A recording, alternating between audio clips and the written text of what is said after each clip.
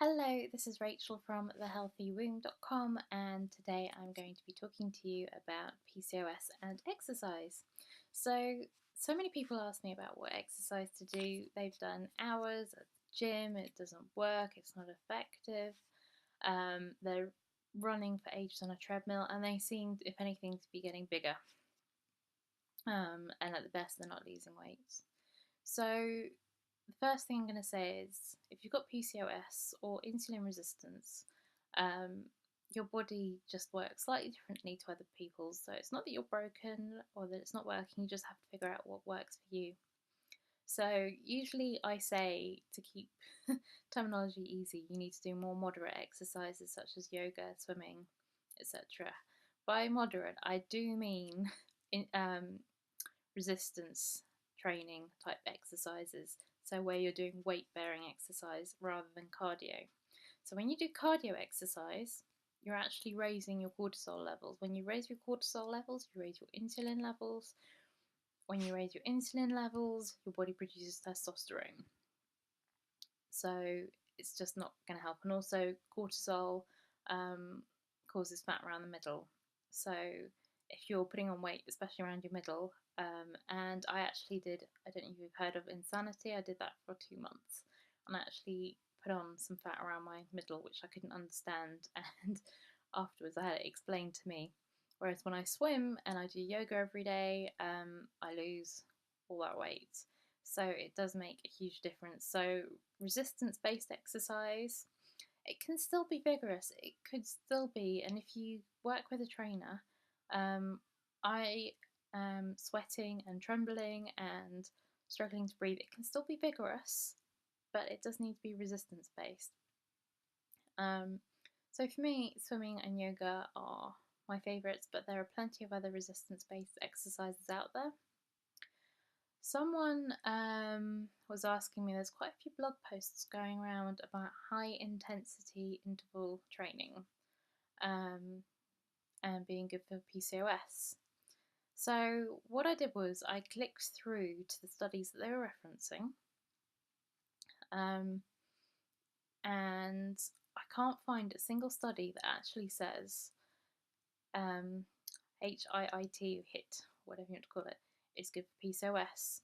So the only blog post that I could find that referenced any kind of study, the study said that vigorous exercise could improve insulin resistance and um, PCOS symptoms.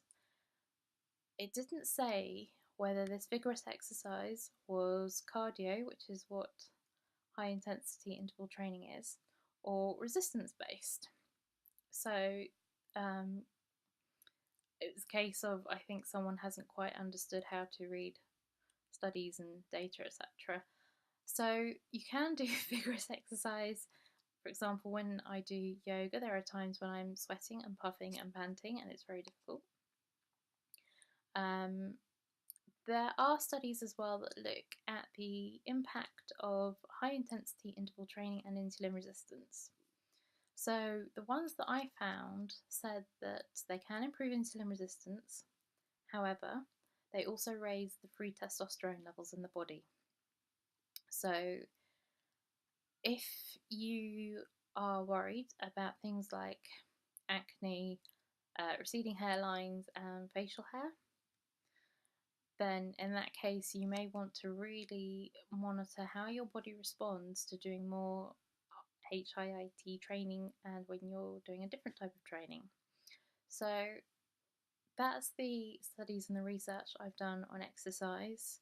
Um, I love resistance based training. I'll continue to recommend it. If you want to try HIIT training and measure, I'm not sure how you would measure your receding hairlines and things like that, but measure how you feel.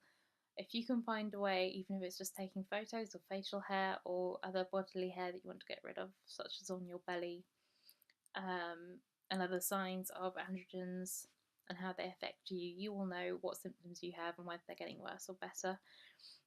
I recommend keeping a diary, like people keep a food diary, keep an exercise diary, and it might take weeks or even months for the effects to sort of come through. and it may improve your insulin levels, but it may raise your testosterone levels. So I hope that that sort of made things a bit clearer, or given you a bit more of a picture of what the data is actually saying. If I do find any data specifically advocating HIIT training for PCOS, then I will share that with you. But at the moment, that's all I can find. And if anyone else has any studies, I would really love to hear about them, because these things, as you probably know, studies that are being published change all the time, what their recommendations are. I'm more than happy to read them if you send them to me. So good luck with your exercise.